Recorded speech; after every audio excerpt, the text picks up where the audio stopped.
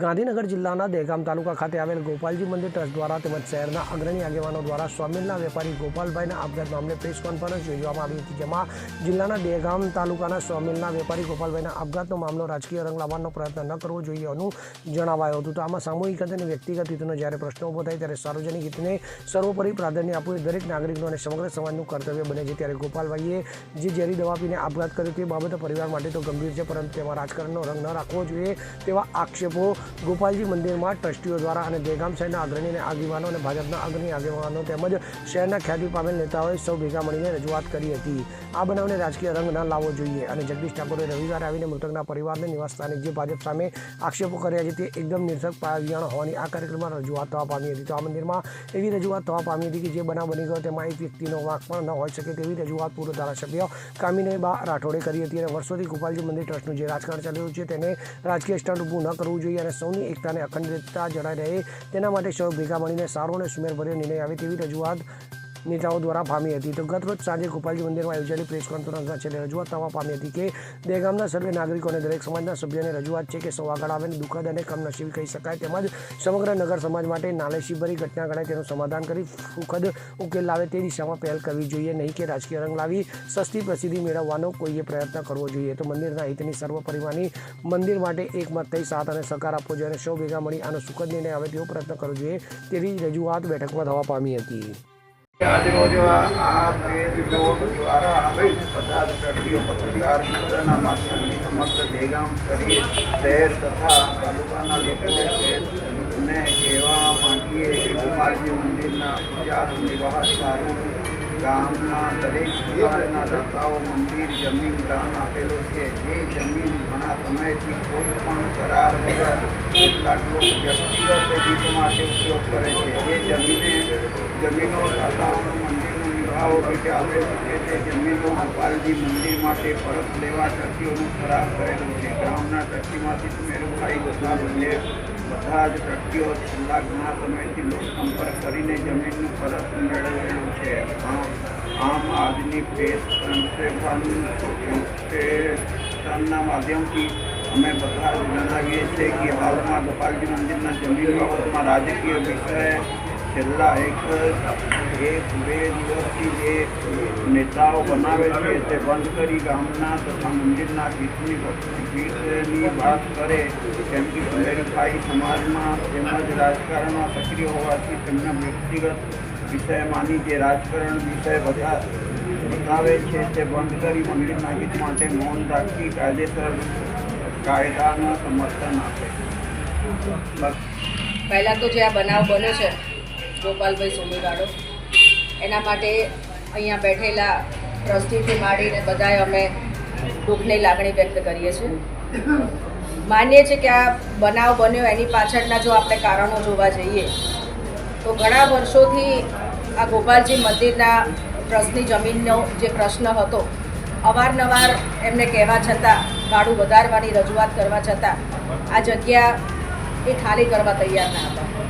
બીજી વાત કરીશ તો જ્યાં સુધી મને જાણકારી છે ત્યાં સુધી એ પેટા ભાડવાત તરીકે હતા અને ઘણા વર્ષોથી લગભગ 25 વર્ષથી આનો ટેક્સ પણ નગરપાલિકા ભરતી હતી.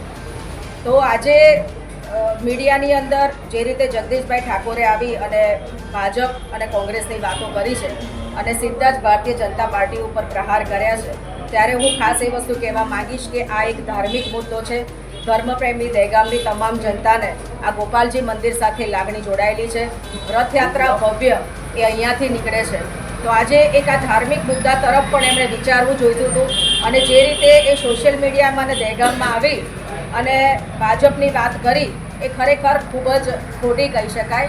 અને આપણે જે મીડિયાની અંદર જે એક વિડીયો વાયરલ થયો છે કે ઓફિસની અંદર આવી અને ગાળાગાળી કરી એ શબ્દો જગદીશભાઈએ વાપર્યા છે અને કદાચ ક્યાંક અંશે મારામારી કરી.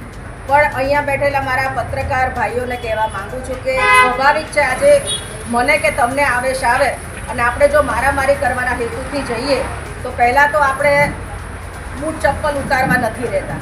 એટલે કદાચ આ વિડીયોની અંદર જે વસ્તુ વાયરલ થઈ છે એની અંદર એવું પણ બની શકે કે ક્યાંક ગોપાલભાઈએ પણ અપશબ્દો બોલ્યા હોય અને જે આપણા સમક્ષ ના પણ આવ્યા હોય.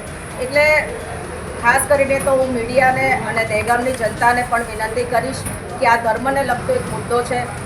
ટ્રસ્ટ ટ્રસ્ટ રજિસ્ટ્રેશન એક્ટ નીચે નોંધાયેલું ટ્રસ્ટ છે. 1919 સાલ પહેલાંથી આ મિલકતો બધી આવેલી છે. અહીં દહેગામના ભૂતપૂર્વ વડીલોએ બધાએ મંદિરના હિતાર્થે જે કંઈ જમીનો દાનમાં આપેલી એ જમીનોનું આ ટ્રસ્ટ બનેલું અને એમાં સૌથી પહેલાં 1919ની સાલમાં આ જમીન એ કોઈ વિનસ ટેક્સટાઇલને 99 વર્ષના ભાડા પરથી આપવામાં આવેલી. વિનસ ટેક્સટાઇલવાળાએ એ પછી કોઈ ગણેશ સોમિલવાળાને આપેલી. ગણેશ સોમિલવાળાથી અમુક મિલકત જોઈતાભાઈ મોતીભાઈ કરીને ભગોડીના હતા એમને આપેલી. અને અત્યારના હાલના જે કબજેદારો હતા એમને કોઈ વખતે ગોપાલજી મંદિરે ભાડે આપેલી નથી જગ્યા કે ભાડું પણ લીધેલું નથી. અત્યારે હાલ નગરપાલિકા આવી ગઈ, એ બધાની પ્રોપર્ટીનો ટેક્સ પણ ભરવો ગોપાલજી મંદિરને અસહ્ય થઈ પડે એટલો બધો ટેક્સ આવવા માંડ્યો. એટલે ટ્રસ્ટીઓએ નક્કી કર્યું કે ભાઈ આપણી જે કંઈ મિલકતો હોય એ જે કબજો ભોગવો છે કે જેમને કોઈ ભાડું આપ્યું નથી અને 70 વર્ષથી ઉપયોગ કરે છે એ સંસ્થાના લાભાર્થે ભાડું વધારે અથવા ખાલી કરી આપે. એના માટે આપણે આ એ લોકોને કહેવડાયેલું તમારી જોડે કોઈ ભાડા કરાર કે એવું કંઈ હોય તો રજૂ કરો. એટલે એ લોકો સીધા કોર્ટમાં દાવો દાખલ કરેલો. એ દાવામાં એ લોકોએ ભાડવાટ ઠરાવવા માટેનો દાવો કરેલો. એમાં ભાડવાટ અમે ત્રાહિતને ભાડું આપીએ છીએ એવું પણ એમણે કબૂલ કરેલું. ત્રાહિત વ્યક્તિને છેલ્લા 25 વર્ષથી તો એમણે ભાડું પણ આપેલું નથી. એટલે જે કંઈ ધર્માદાની મિલકત હતી એ સ્વેચ્છાએ નગરના હિતમાં એ લોકો આપી દે એવા ઉદ્દેશસર આપણે આ કાર્યવાહી કરેલી. અને એમાં જે કંઈ ઘટિત બન્યું એમાં તો ટ્રસ્ટીઓનો કોઈ વાંક હોય નહીં. ટ્રસ્ટીઓએ તો એ બાબતનો સમાધાન કરવા ઘણીવાર પ્રયત્ન કર્યા. એ લોકોને કહેવડાવ્યું પણ ખરું કે ભાઈ તમે ભાડું વધારો અને તારે તે ડિપોઝિટ આપો. પણ એમનો એક જ હેતુ હતો. અગરસિંહ ચૌહાણ સાથે CN24 ન્યૂઝ, હર્ષોલી, દહેગામ.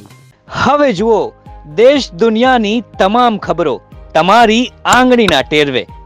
ઉઠાવો મોબાઈલ અને Google Play Store પરથી ડાઉનલોડ કરો અમારી CN24 ન્યૂઝ મોબાઈલ એપ.